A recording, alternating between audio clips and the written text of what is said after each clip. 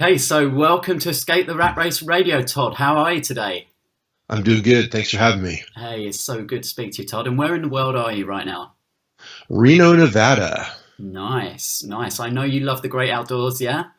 Yeah, total fan of the great outdoors. That's what I do with my free time. So, Todd, we are on Escape the Rat Race Radio today. Many of our listeners, they are kind of juggling a full-time job with trying to build their business, trying to build their wealth, and time is of the essence. Everyone is short of time. We know that we hear that a lot.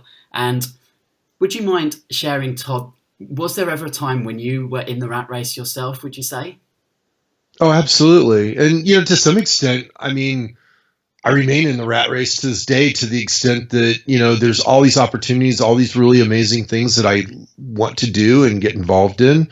And so it's not like I'm just sitting around laying on a hammock eating bonbons, I mean, there's a lot to do in life. And so I think the rat race, as you're terming it, though, is where you're stuck inside a job and you're like the hamster on the wheel, just spinning the wheel. And so, I was in that. I came out of college. I was not born with a silver spoon in my mouth. And so I had to work like everybody else. But I just had this kind of crazy thought. I said, well, supposing I just engineered my life to result in financial freedom, like what would that look like? And so I just decided, so I started studying people who built wealth and just trying to figure it all out. Like, how would you design your life to result in financial independence? And so it worked. I was financially independent 12 years later. Yeah. So a man with a plan. And is it possible to build wealth without a plan? Well, I don't think so. I mean, you're basically giving me a layup to pitch my course, which is expectancy wealth planning. And the reason it's the first course I ever created was because I couldn't start coaching a client. So it was an outgrowth of my coaching, right? Because I didn't start with courses. I coached people one-on-one for 20 years. And in the process of coaching people, what I realized is you literally can't coach a person to financial independence unless you have a plan.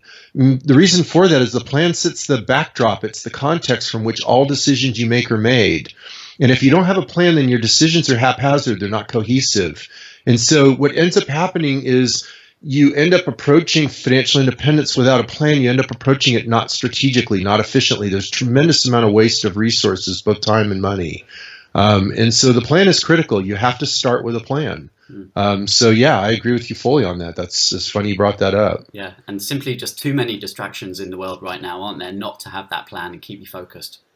Well, that's the thing. See, what happens was people would contact me and they'd say, hey, Todd, should I invest in XYZ? Or is it more important I start a business than do this investment? Should I quit my job and do this instead? And there was all these questions. And I was always like, well, what's your plan? Because your plan determines how you're going to approach this, because your plan is where you integrate. Here's the thing about proper wealth planning when you do it right. There's three asset classes that you build wealth with, right? You've got real estate, paper assets that your broker and financial advisor could sell you. And then you've got business asset class. So only one of them is normally included in a financial plan, right? The traditional financial plan. But a wealth plan done right includes all three asset classes. Now, here's the rub. Each of these three asset classes has unique characteristics. And so they're not all the same and they don't all work for the same people. And that's why, you see all these gurus out there and they're all making the same mistake. They'll say, oh, you got to do real estate my way, and you got to do a business. That's how you get rich. Or you do the stock market and you do it this way. And that's how everybody's got their little secret to riches, right? What they're not telling you is that each one of these strategies has its own characteristics. And so you've got to be able to match the characteristics of the strategies that you employ in the asset classes you use to your specific characteristics in your life. Your time frame, your goals, your resources, what your interests are, what your skills are. All these things will shape what asset classes and strategies will work for you.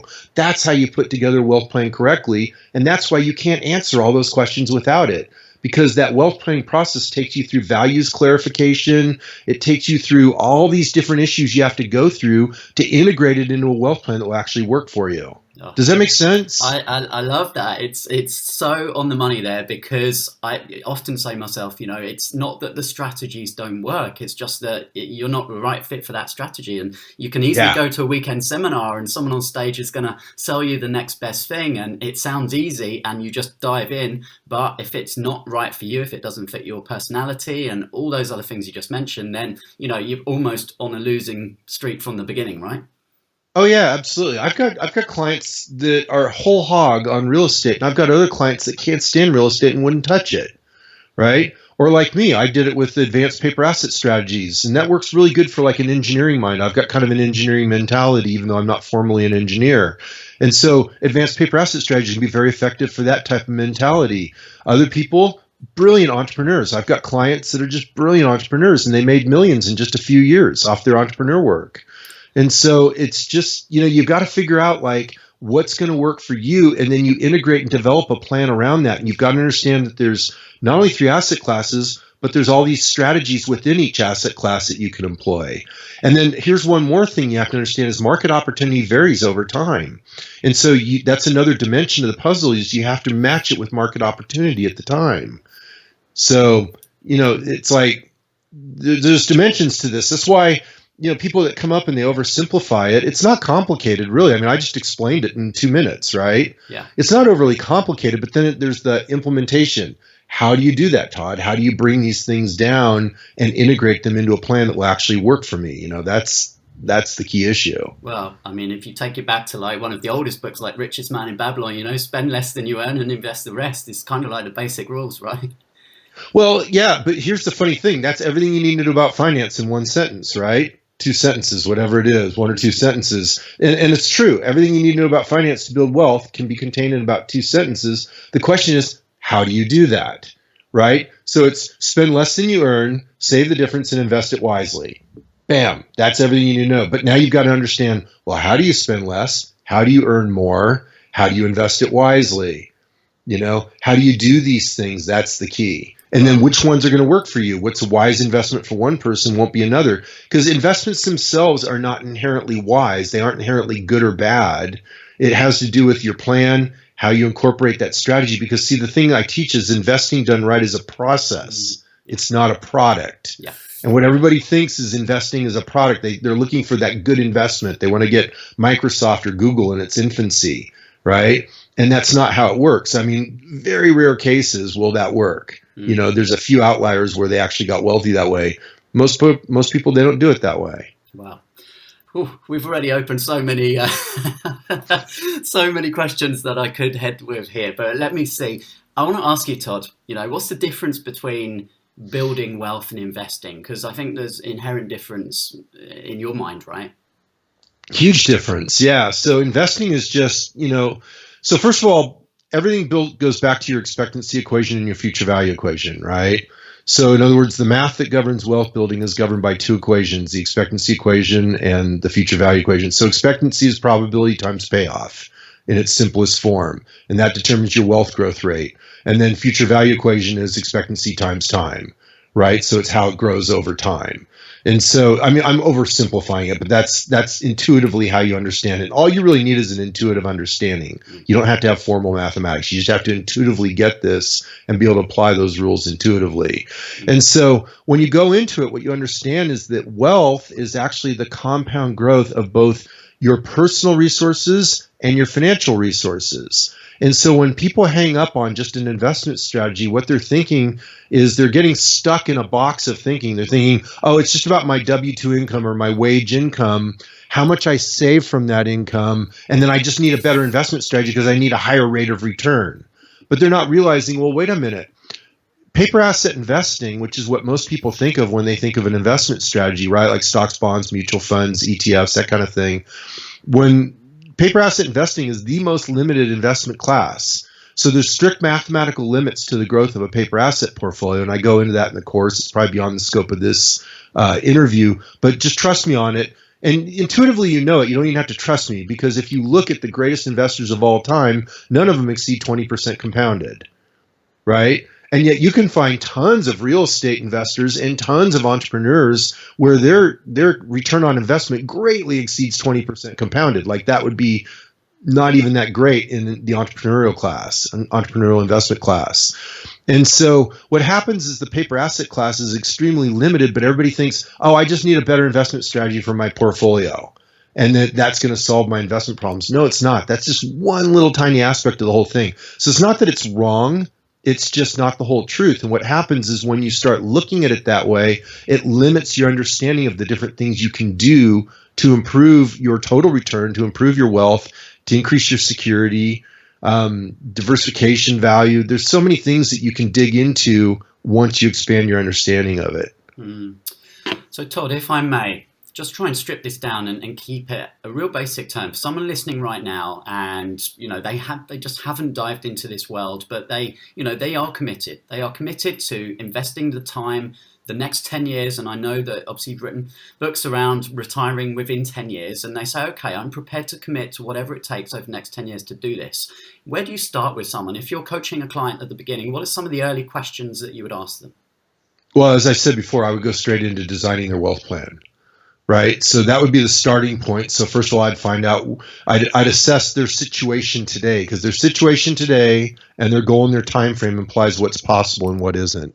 Right. So, for example, if I have a anesthesiologist who makes $500,000 a year and only has accumulated $200,000 or $300,000 in savings, I've got a clarity in what the situation is, right? He doesn't need any help with earnings capacity. There's no way he's going to have higher earnings capacity than in his current career, right? So there's no need to bring in entrepreneurship. Instead, what he needs to do is figure out how to channel more of his income earned into his asset category and how to compound the asset category more effectively. And so just those couple numbers of how much he makes, how long he's been at the career, and what his savings are will pretty much determine his plan, and I can go straight into that with him, right? Or you take somebody like, let's say you got a school teacher, and they're making $40,000 or $50,000 a year, and they have summers off, and they're really good with hand tools and love working on stuff.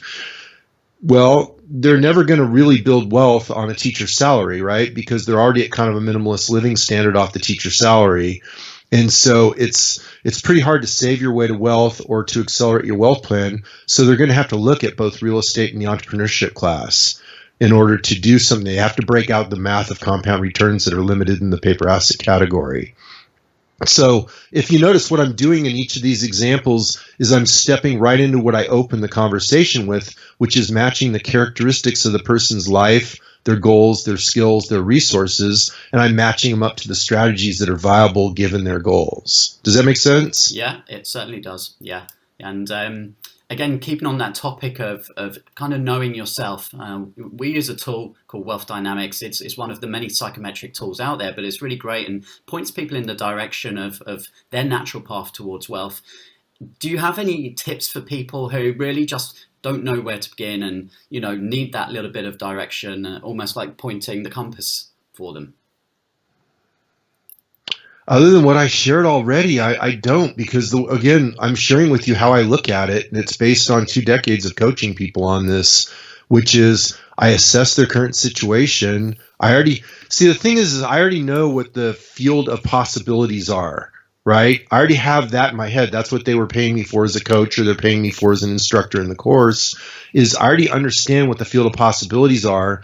So we start with who they are and what they bring to the table. And then from that, it narrows the field of possibilities. And then we go into designing a plan based on what will actually work from them from that narrowed field of possibilities. So for me, what it is a narrowing process. Okay. You take the whole sphere of what's possible, which is almost unmanageable. It's so large, right? And that's why they can be confused and everything. There's just so many possibilities, so many angles you can go. But there's only a few that's going to work for any one person, or is going to make good business sense for any one person in their situation. So you just start narrowing down until you can get to something. And then they design a plan around it. And if it gets them excited and it moves them into action, then great, you're on track. Yeah. If they find it stifling, if they're running into trouble, then you're off track and you have to revisit the plan, because it should be very motivating and exciting. Yeah, like I guess that, rewording my question there for you, Todd. If someone's working with you, they have the added benefit of being able to leverage your knowledge. If they're kind of approaching this by themselves and they're overwhelmed by the number of choices, the process for kind of just saying no, that's definitely not for me. Well, there's 3 asset classes, right? So you can just start looking at them and eliminating them. If you have no entrepreneurial experience and no entrepreneurial desires, you could throw it out the door, right? If you don't want to save your way to wealth over a lifetime of earning and compounding, then paper assets may not be a viable strategy unless you have a very high income or you're a very good saver. If you're really into frugality, right, then paper assets can be workable. So you could eliminate that unless, you're frugal or you have extremely high earnings and you don't feel a desire to live a lavish lifestyle, right? Because in order for paper assets to work in a reasonable frame of time, you have to save a very high percentage of your income. So it either means you have a very high income, like I did when I ran the hedge fund, or you spend very little. So that's the paper asset category if you want to do it in 10 years, like you were saying. Otherwise, you have to go to real estate and business. And so some people are very open to business and business entrepreneurship. Some people aren't. So you can close that one. The single highest probability success category is real estate. And that's because it's intuitive. The average person who lives in a house can look at a neighborhood and know if it's good or bad. They can look at construction without great construction background and know if there's deferred maintenance or not. They know what makes a good home, a good floor plan. So it's very intuitive, whereas paper assets are very counterintuitive. They work almost opposite what your intuition does. So again, you kind of have to look at what you can bring to the equation and then start eliminating based on what your predispositions are. Is that helpful? Does that narrow it down some? It does indeed. And it brings me on to this word leverage. So I'd like to understand from you, Todd, what is leverage in your definition, and what are the different types of leverage? What are different things that can be leveraged to help you build wealth? Yeah, so you're referencing my book Leverage Equation, which was an outgrowth of, it's literally 2 lessons in my course that each contain, I don't know, there's like 10 videos or something like that, 11 videos in there around leverage. And so what I got to back up a second to explain this, okay? In conventional financial planning, you have paper assets. And paper assets, they have very limited risk management capabilities. You mainly have diversification with conventional assets, conventional financial planning, but there's some more things you can do with advanced paper asset strategies, but very limited risk management. And then you've got almost no leverage opportunities. You could only apply financial leverage, which is very dangerous. It's the only type of leverage that cuts both ways and is dangerous. And I wouldn't encourage anybody to use financial leverage in traditional asset allocation. So basically, there's no leverage opportunities for practical purposes. So then what happens is you go into what I call the advanced planning framework. And that's where you bring in the other 2 asset classes, which is real estate and paper or business entrepreneurship. Now, the unique characteristics of that is when you bring in these other 2 asset classes, there's all kinds of creativity you can do to apply them. And that includes leverage. And so what that does is that changes the expectancy formula. So the whole idea in the advanced planning framework is that, again, your wealth growth is determined by your expectancy formula, right? So it's probability times payoff. Well, real estate has the single highest probability of a positive payoff. Business entrepreneurship has a low probability. As everybody knows, there's a high failure rate in business, but you can manage it in a way that the payoff equation is extraordinarily favorable. And that's through like lean startup principles and other ideas you're probably familiar with. And so if you approach it from an expectancy framework and you understand how to do it, you can manage in the advanced planning framework extraordinary high probabilities and high payoffs, which results in rapid wealth growth.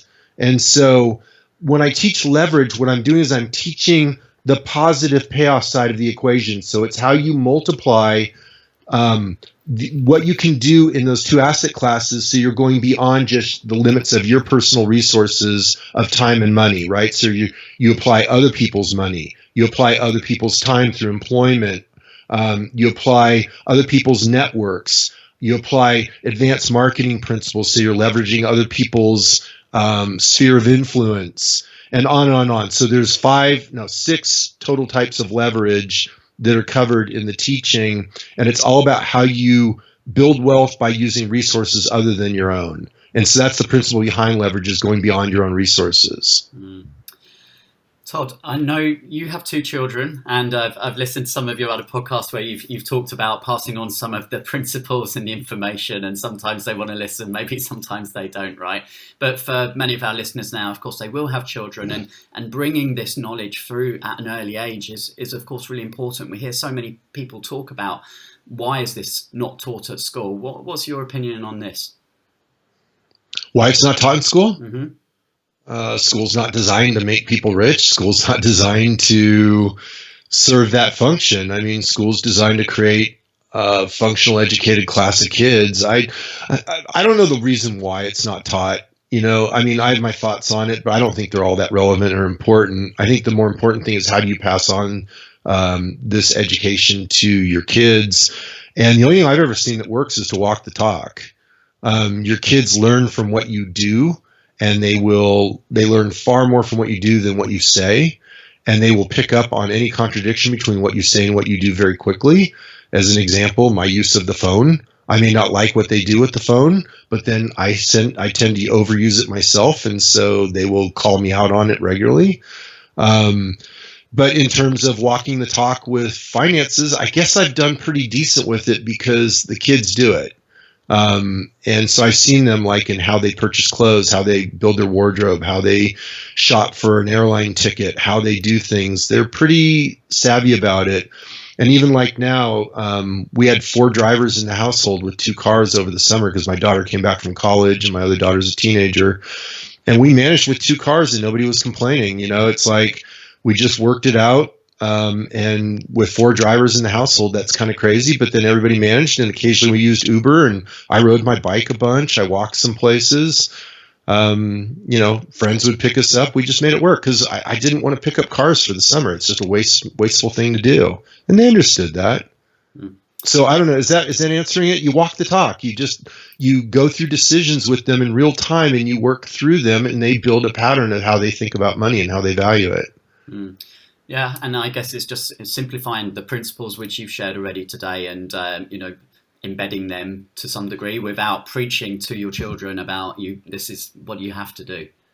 Well, some of it's not even applicable yet because they're not even in the wealth building part yet. I mean, one's a sophomore in college and the other is a junior in high school as we record this. It's not part of their framework, so I don't shove it down their throat.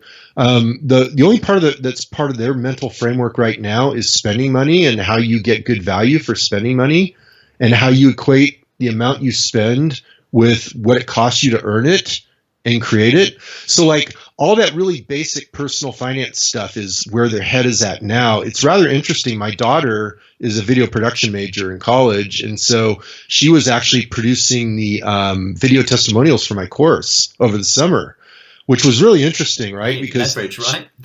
What's that? Leverage. Well, and she's earning money, and it's deductible to the company, and she needs the money, and it's all good business, right? And good experience for her because now she has product to show. But it was funny. The point of the story was not that. The point of the story was she came back to me, and actually, so that is the point of the story, right? Because I'm walking the talk. She knows exactly what I'm doing. That it's tax deductible. It's a way to get money to her. I get value for it from the business. Blah blah blah, and it's a flexible job for her, so she could still have fun for summer. And, because she doesn't have to report into me each day as a boss. Anyway, so, yeah, she got a lot of principles that way. But then the other thing that was funny, she came back to me and she goes, "Hey, Dad," she goes, "Man, I've been in those testimonial videos and your course sounds pretty interesting. I think I'm going to want to take it sometime." And I was like, oh, wow, okay. So, who cares what Dad has to say? But what these other people said about Dad is kind of interesting. So does she get a special discounted rate for that one, Todd? Yeah, she'll probably get the friends and family discount on that one. Well, that's good. And, you're sharing your principles, Todd, and teaching people, how to take control of their own financial future. And, I thank you for doing that. However, so many people, as we've just said, they maybe have never really learnt about this at school. Then they go into a job and they're in the big wide world. And then perhaps their first point of contact is with a financial advisor or retirement planner. What are some of the problems that they might encounter here? Is there anything that you can help our listeners with who maybe are engaged with these people and just taking the information, but as we've said, not really taking control of it themselves to understand? Yeah, I haven't made any big secret out of my discontent for the financial planning profession on average. I mean, there are exceptions. There's some extraordinarily good financial planners, people who do hold their clients' best interests at heart and have true knowledge of how the business works. The wealth building business, that is. But by and large, that's not true. And so the whole reason I got in this business was because when I ran the hedge fund, I was dealing with clients and I saw what was going on with the financial planning side of stuff, and it was atrocious. And it's never really resolved itself even to this day. There's been some improvement with fee-only financial planning, and there's been some other changes that have helped. But basically, the whole reason I built a financial education business was to balance out what was going on in financial planning. So I think, financial planning, here's the thing. Only do business with people that add more value to life than they cost. If they put more money in your pocket than they cost you, then great. And so take that filter to your financial planner and just see if he's going to add more money than he costs to your portfolio. Most will fail that, and that's unfortunate. And that's one of the reasons I got in this business and why I sell education only, not financial planning or investment products, is that, I believe that's just a valid thing. You want to add more value to your clients than you cost them. And so when you charge annual percentage of assets under management fees, and you have cookie cutter management systems and things like that, which you have to run a business like that, it's tough. So did I answer your question? Basically, be careful. Their financial planning as a whole is a sales business, not an investment management. They present themselves as investment experts, but in general, they farm out the investment management underneath them because they're busy gathering assets. That's how they get paid, is they get paid by the amount of assets they manage as a function of the assets they manage. Again, I'm generalizing, right? There's exceptions. So just have your eyes wide open, understand what the business is. It's a sales business. Their job is to gather assets. They are generally, as a whole, not investment experts. And they can be helpful. There's some things they can be helpful with, but be careful. There's a lot of conflicts and biases and things that you have to watch out for. So yeah. Is that helpful? Does that get it? Yeah, sure. And linked to that again is also just really looking at, in terms of the costs of the people around you, but also the costs of the investments and charges and how much that can eat into your returns, right?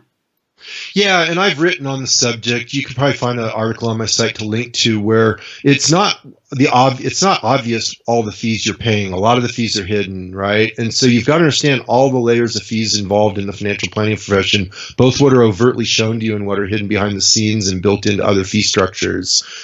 So you've really got to become an expert on the fees to realize how much they cost you. I've got a video I give away on my site for free. You can link to it. It's called how your financial advisor is costing you 75% of your retirement income, ... or more. In other words, it's actually conservative that they're costing you 75% of your income. And I just go through the really simple math that explains why that's true. And it's shocking to people. They just don't understand how this stuff works. And so when somebody says, your financial advisor is costing you 75% of your retirement income, they're like, oh, that can't be possible, right? I mean, how could that work? And you go through the math and it's obvious. It's simple. And so that's all explained in a free video on the site. Again, you just got to understand this stuff and learn and educate yourself. Yeah. All of these resources that you're referring to, Todd, I'm definitely making sure that these are all going to be available in the show notes for today. So anyone listening now, just check those out, click the links. And of course, I'm sure you'll share some more information at the end, Todd, of how people can get connected to you. But I want to talk about the word debt. So someone who wants to build wealth, but maybe they feel like they've got this ball and chain around their ankle of debt. What can you advise or help in terms of managing that? So when I teach this stuff, not just this topic, but almost all topics in finance, I teach both the art and the science, right? So the scientific answer to your question would be you either pay off your debt or build wealth depending on what's going to give you the highest after-tax return, right? So that's what you focus on, is the highest after-tax return. That's the science. Not terribly useful. One, because you don't actually have a crystal ball in the future, so you don't actually know what the after-tax return on the investment side will be. But you do know the after-tax return on the payoff debt side because you know what your debt is costing you, right? So tough to weigh out that equation. But that's the science answer that gets you the highest wealth growth. Problem is, it doesn't really work that way. We aren't robots. We aren't perfectly rational beings. We're emotional human beings. And so it varies person to person what the correct answer is. For some people, it really makes sense to pay off the debt because they just feel that debt like such a burden on their shoulders. They can't even think with it. It messes all their decisions. They have to have a clean slate to move forward and accept financial risk and do different things. So for that person, paying off the debt might make sense. For another person, excuse me, I'm going to cough. For another person, they might not care the least about the debt, right? And so what they feel is they've got to they want to move forward. If they're not moving forward and they're not building assets and they're not playing the game offensively, and offensively I don't mean like offense like rude, I mean offensively like offense and defense, right? Paying down debt is defense, building wealth is offense. And so some people, they have to be moving on the offensive side of the game in order to be excited by it. And so for that person, you go straight to building wealth because that's what excites them. And you figure out how to build the payoff debt in behind it. And so for people that want more on that, I've got an entire article on the subject that goes through in detail, including all the tax ramifications and everything. It's like excruciating detail. It's called Pay Off Mortgage Early or Invest, and it's on the site. And so that one is just like, it goes through every little detail of the decision process. And it even explains how I've been on both sides at different points in my life. Like I had a house with a mortgage when I didn't have to. I had the assets, but my assets compound faster than the mortgage cost me, right? So I was playing the math equation on that one. Now I'm older. You can tell from the video. I'm an older guy now. And so I prefer to take a knee. So like this house we remodeled that I'm in right now, it's an old 1940s house downtown that we remodeled and fixed up. That one's paid off. We just paid it free and clear. And so I don't want the financial leverage. I don't want the mortgage. And so it's an emotional decision. It's not a rational decision in that case. So I've been on both sides of the fence, and I disclose it and explain it and go through the whole detail. Is that helpful? Does that explain it? That's great. And I'm going to link to the article as well. So that'll be very useful for people. And thanks for referencing the fact that we are recording this on video as well, Todd, because I often forget. I know a lot of people are listening kind of through iTunes on the podcast, just through the headphones. But yeah, we've got the video going on today as well. So you can see Todd over in Nevada. I'm here in London. And, the beauty of technology connecting us up here. So amazing. On that note of technology. So here, I'll throw that. That's another good one, is just to be like amazed by things, right? Because it just makes the day more enjoyable. I mean, it's amazing that you're in London right now. Yeah. I'm in Reno. We're talking real time in a conversation.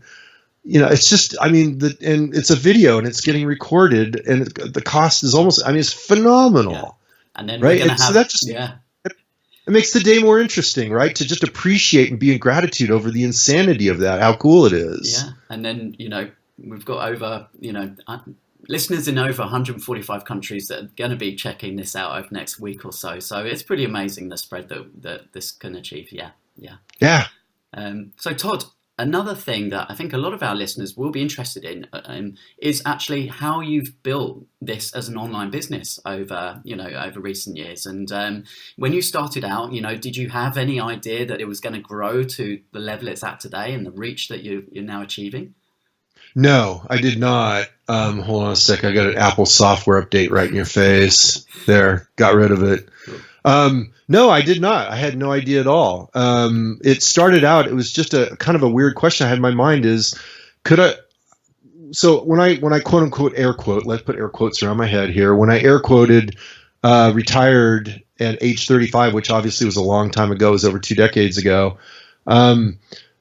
I was still fascinated by personal finance. I always have been. It's just, I'm a junkie for it, investing, personal finance, wealth building. And so I was still reading books on it and studying it, even though I was quote unquote retired. And so I was like, well, what am I going to do? And so I wondered if I could actually help ordinary people create extraordinary financial results. That was like the question that was in my head was I just unusual, or do the principles that I had learned and applied that I'd figured out back when I decided I wanted to engineer my way to wealth, right? And I did it in 12 years. And I was like, could those principles be applied? And it turned out about 3/4 of it could, and some of it couldn't. And I was missing a whole bunch of stuff. And I didn't know that until I started coaching people, right? And I started finding all the holes in my teachings, because the thing about coaching that's phenomenal is when you're on the phone each week with the same person over and over, your stuff either works or they fire you, right? They're not going to get on the phone and work with you if they're not producing results and pay the bills. It's just not going to happen. And so it's not like with a book where you're an author and you get up on a podium and you lecture and people applaud and you can walk away and your stuff can stink and nobody really says anything because it all sounds good. With coaching, it has to work. It has to be effective. And so I started working with it as just a boutique coaching practice. That's why it's called financial mentor, right? I tried to get financial coach. It was already taken. And so it's financial mentor. And that's because, it was going to be just a boutique coaching practice. And then the coaching practice took off and I was oversold and I kept raising the rates. And there was a waiting list and the whole thing. It was a good problem to have, but it got out of control. And then, so I shut it down. I literally just shut the coaching practice down because there's no way for me to leverage it. There's nobody else that has the same knowledge and understanding and background. And so I'm trying to productize Todd, right? So I'm trying to put Todd in a box, and the knowledge I developed over the 2 decades of coaching and the decade of hedge fund investing, put into product form to where it can reach more people at a better price point. And that's where growing the platform really kicked in gear, right? So originally it was just going to be a little, a website for a boutique coaching practice. And then it just expanded from there as the vision for it expanded. Mm-hmm. Yeah, and obviously now creating intellectual property through your courses and books and those, generating streams of income. That's just the compound effect, isn't it? And the reach, it's incredible. So yeah, once again, thank you for all of the content that you share. It really is phenomenal. Thank you. I try. It's some people really resonate with it, and so that's what keeps me going. Yeah, and I know for you, Todd, you've set a personal goal of 12 books. How many are you currently at so far? The 7th one is almost done. Okay. So it's at just about 50,000 words. It needs one more really tightening edit before I can take it to the most difficult part of the whole process, which is the content edit. Because that's when you send it to professional content editors and they come back and they tell you everything you did wrong. And it's like you're done with the book and emotionally the baby is born. And then the content editor comes back and says your baby is ugly and these are all the problems with it. And so it's really a difficult stage, but that's where it's at now. It's basically written. I got to do one more edit myself. And then I go through 2 rounds of content edits and then it all improves from there. Yeah. So that'll be the 7th book. That'll be on risk management. And so the title's risk management or investment risk management. And then the subtitle would be how to make more by risking less. Mm-hmm. And that's going to be the companion book to leverage, because leverage is about how you make more, right? It's about how to ramp up the return. Risk management is how you control the risk. And that's what tilts your payoff equation. Those 2 books are like bookends, if you will, or flip sides of the same coin. And they're how you control the payoff equation in expectancy analysis. Mm-hmm. Well, it's clear for everyone listening today that you're certainly a man who knows what he's talking about, Todd. And if people would like to go and check out your website and obviously start downloading some of the resources, I know you've got a whole bunch of calculators there for them. Where do they head to, Todd? So it's financialmentor.com is the website. So 2 words, financial and then mentor put together, financialmentor.com.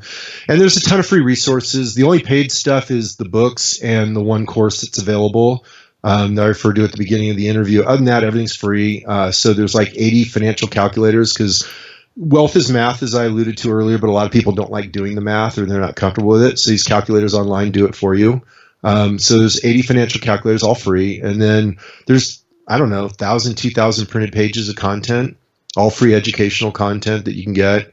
So yeah, just come over, and there's a mini course, 52 Weeks to Financial Freedom. So for new subscribers, I give away a book called 18 Essential Lessons of a Self-Made Millionaire. And then I also give away a mini course, which is 52 Weeks to Financial Freedom. And no, you won't get rich in 52 weeks. It's just like it's a 52-week process to set the stage for it, to set the foundation for it. Yeah. And obviously, we're talking to people who are in different countries around the world. Do the principles, do the strategies, do they translate, across all continents? Yeah, I get that question a lot, actually. About 95% of it does for common law countries. The thing that doesn't translate is like, U.S. tax law, things like that. And even then, a lot of the U.S. tax law is similar. So, Canadians have an RRSP, we have an IRA. I'm not sure what the British have. So, it's 95, 99% translatable. The important stuff is the details might get missed. So, somebody just has to read it with their own twist. I've got people from all over the world in the course, and I've never heard one complaint of it being too U.S. centric. I've tried to be conscious of that. The books are more U.S. centric because that's where the bulk of the sales are. But even then, the principles are universal. Yeah, well, I can vouch for the articles, and as I say, the huge amount of wisdom and knowledge that you share, Todd, is incredible. So thank you again. Thank you for being a great guest. But I've got one last question before I let you go, Todd, right, which I always ask my guests, and that is for those people listening right now. They maybe are squashed up on the tube, or they're sat in the traffic jam on their way to or from work, and they really know that there's something bigger and better inside of them. They're really, really driven to achieve that financial and personal freedom. But there's something holding them back. There's just something stopping them. And most likely it's fear. But what would you like to say to those people listening right now, Todd? So I think Nike said it well, just do it. And I know that sounds cheesy, like, oh, it's so cavalier. That's not going to get the guy off the couch. But here's the reality, okay? We're all going to die. Some of us sooner than others, right? You know, I'm way older than you. And so you're going to die anyway. So you may as well live the adventure of life, right? And so, yeah, you've got fears, you know, fear of what people will say, fear of how you're going to screw it up, fear of how you lose, fear that you're not good enough, fear that you're not worthy, you know, all these fears. Screw it. You know, I had all those fears. I still have a lot of those fears. You just do it anyway. You just start doing it. And over time, you kind of learn that you're actually halfway decently competent. But it comes, I mean, I started out with here's a disclosure. The whole reason I built wealth in the first place was because of a lack of self-confidence. And, you know, just I was looking on it, hey, I'm going to be successful in society's terms, and that'll prove how good I am. I was trying to like prove I was worthy.